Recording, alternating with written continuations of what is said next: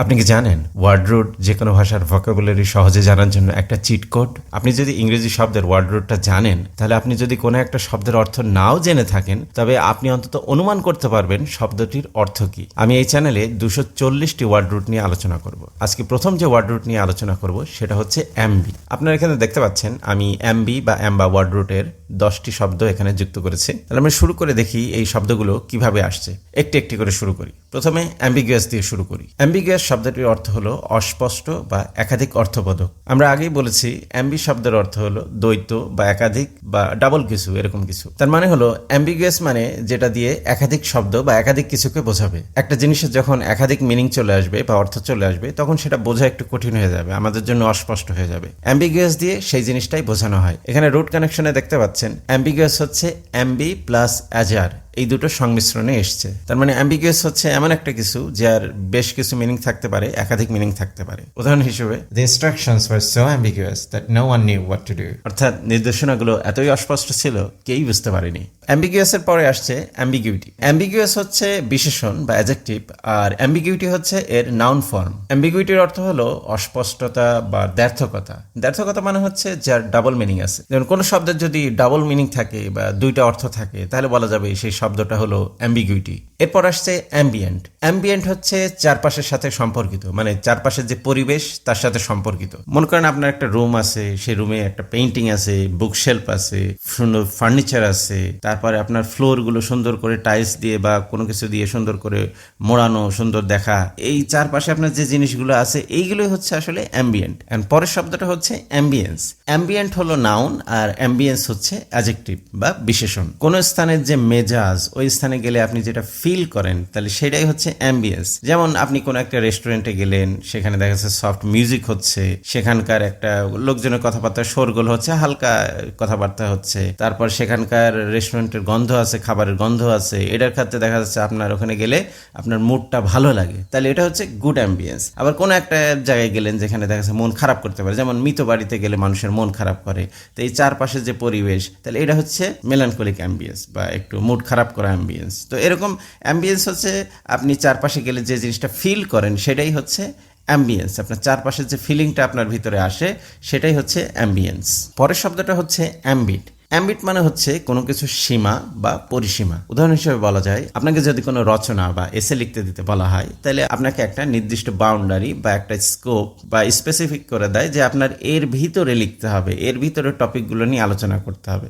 তাহলে এইটাই হচ্ছে আপনার অ্যাম্বিট, যে আপনি যে স্কোপের মধ্যে, যে পরিসীমার মধ্যে, সীমানার ভিতরে আপনি জিনিসগুলো নিয়ে আলোচনা করছেন বা জিনিসগুলো কথাবার্তা বলছেন বা জিনিসটা তার ভিতরে আছে, সেটাই হচ্ছে অ্যাম্বিট। যেহেতু অ্যাম্বিট শব্দটা অ্যাম্বি থেকে আসছে, আর অ্যাম্বি মানে চারপাশে, তো ওই চারপাশের ভিতরে যেটা আছে, চারপাশ মানেই তো সীমানা চলে আসছে, তো সেই পরিসীমার কথাই বলা হচ্ছে, সীমানার কথাই বলা হচ্ছে অ্যাম্বিট দিয়ে। উদাহরণ হিসেবে আমরা বলতে পারি, the project false under the ambit of our department, অর্থাৎ এই প্রকল্পটি আমাদের বিভাগের সীমার মধ্যে পড়ে। অর্থাৎ আমাদের যে বিভাগ, তার যে সীমা বা পরিসীমা, তার যে লিমিট যেটা আছে, স্কোপ যেটা আছে, এই প্রজেক্টটি তার মধ্যেই পড়ে। পরের শব্দটি হলো অ্যাম্বিডেক্সট্রাস।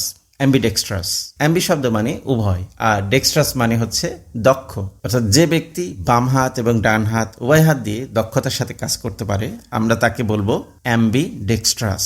অ্যাম্বিডেক্সট্রাস এখানে আসলে দুইভাবে মিনিং হয়। একটা হচ্ছে সাধারণত আমরা কেউ ডান হাত দিয়ে ভালোভাবে কাজ করতে পারি, আবার কেউ বাম হাত দিয়ে ভালোভাবে কাজ করতে পারি, কিন্তু কিছু মানুষ আছে যারা বাম হাত এবং ডান হাত দুই হাত দিয়ে ভালোভাবে কাজ করতে পারে। অ্যাম্বিডেক্সট্রাস বলতে সেই সকল লোকদেরই বোঝানো হয়। আর আরেকটা জিনিস বোঝানো হয়, অ্যাম্বিডেক্সট্রাস মানে চৌকস। চৌকস হিসেবে বলা হয়। চৌকস হচ্ছে অনেকটা অলরাউন্ডারের মতো। যেমন ক্রিকেটে যারা অলরাউন্ডার, তারা ভালো করে ব্যাটিংও করতে পারে, আবার বোলিংও করতে পারে। এটা হচ্ছে অনেকটা সেই রকম চৌকস যারা, অ্যাম্বিডেক্সট্রাস যারা, তারা অনেকটা অলরাউন্ডারের মতো। পরের শব্দটা আসছে অ্যাম্বিসেক্সুয়াল। এখন অ্যাম্বি মানে উভয়, আর সেক্সুয়াল মানে হচ্ছে যারা হচ্ছে আকর্ষণীয়, যৌনতার দিক থেকে আকর্ষণীয়। তো এই ধরনের মানুষ যারা, অ্যাম্বিসেক্সুয়াল মানুষ যারা, তারা পুরুষের প্রতিও আকর্ষণ দেখায়, আবার নারীর প্রতিও আকর্ষণ দেখায়। এটাই হচ্ছে অ্যাম্বিসেক্সুয়াল। পরেরটা হচ্ছে অ্যাম্বিভ্যালেন্স।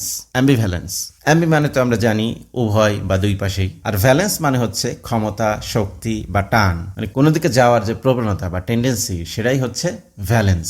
অ্যাম্বিভ্যালেন্স হচ্ছে এমন একটা অবস্থা যেখানে আপনি দুই দিকেই দাঁড়ানোর টান অনুভব করছেন।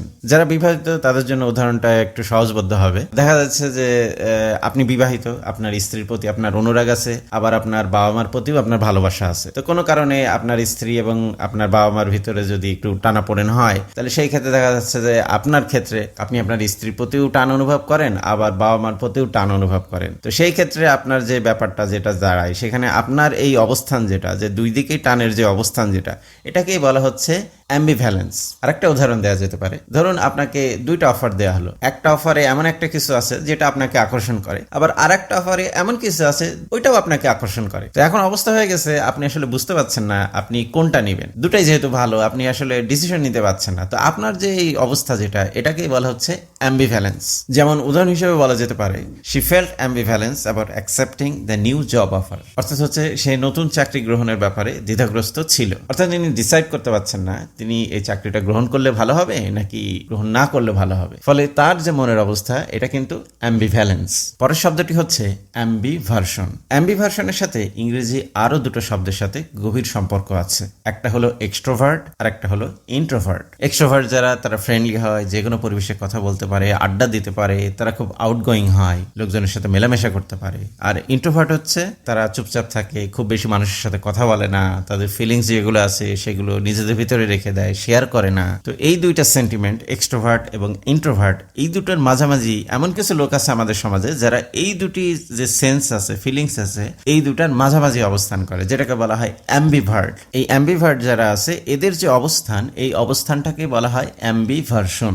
এরা নিজেদেরকে ঠিকমতো এক্সপ্রেসও করতে পারে না, আবার নিজেদেরকে নিজেদের মধ্যেও রাখতে পারে না, মাঝখানে কোনো একটা জায়গাতে অবস্থান করে। আমাদের শেষের শব্দটা হচ্ছে অ্যাম্বাসেডর। অ্যাম্বাসেডর এই শব্দটির সাথে আমরা মোটামুটি সবাই পরিচিত। এটা খুবই একটা ইন্টারেস্টিং একটা শব্দ। অ্যাম্বাসেডর হচ্ছে সেই সকল ব্যক্তি যারা কোনো দেশ বা রাষ্ট্রের প্রতিনিধি হিসেবে অন্য কোনো দেশে কাজ করে। বিশ্বের বিভিন্ন দেশে বাংলাদেশের এম্বাসি বা দূতাবাস আছে, আবার বাংলাদেশেও বিশ্বের বিভিন্ন দেশের এম্বাসি বা দূতাবাস আছে। তো অ্যাম্বাসেডর এদের আসলে কাজ কি? এদের কাজ হচ্ছে যে দেশে তার পোস্টিং আছে, তারা হচ্ছে সেই দেশের কালচার, ট্র্যাডিশন এবং মানুষের যে ফিলিং এবং পলিটিক্যাল ভিউ যেগুলো আছে, এগুলোকে ভালো করে স্টাডি করবে এবং স্টাডি করে তার একটা স্ট্র্যাটেজি সেট করবে, করে তার নিজের দেশের পক্ষ হয়ে তার কথা বলবে, সেই দেশে তাদের মেসেজ পৌঁছে দেবে। তো এটা হচ্ছে অ্যাম্বাসেডরের কাজ। তো অ্যাম্বাসেডরের কাজ করার জন্য তাকে কি করতে হয়?